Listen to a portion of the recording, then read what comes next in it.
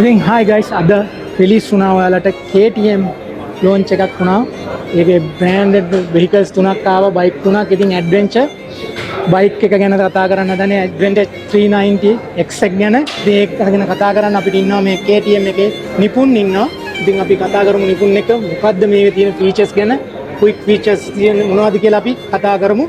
ඒකම deep review එකකුත් වෙන දවසක අපි පෙන්නමු. ඉතින් දැන් කියමු මොනවද මේ beast එකේ තියෙන මේක ඇත්තම නැති දෙයක් නැතිතරම් මේකේ quick shift තියෙනවා, dual channel ABS එනවා, ඒක supermoto ABS, riding mode තුනක් තියෙනවා, තව cruise control එනවා, hazard lights එනවා, තව liquid cool එක 6 speed gearbox එකක් එනවා. 6 feet gearbox එකක් එනවා. ඒකම අපිට tank එක fuel tank එක ගත්තම 14.5 liters එනවා. 14.5 liters එනවා.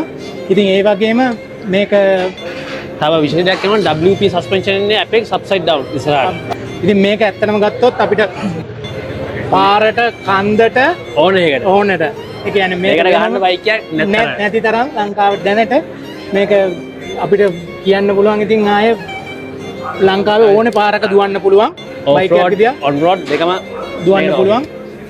හොඳට වැඩ දාන්න පුළුවන් බයික් කියන්නේ. ඉතින් අපි මේකේ deep review එකක් තව ටික දවසකින් කතා කරමු මේක ගැන, riding එකක් එක්ක. ඒකම හම්බ වෙමු. thank you so much. මගේ YouTube channel එක Tech with Adi, TikTok channel එකත් follow කරන්න. thank you so much.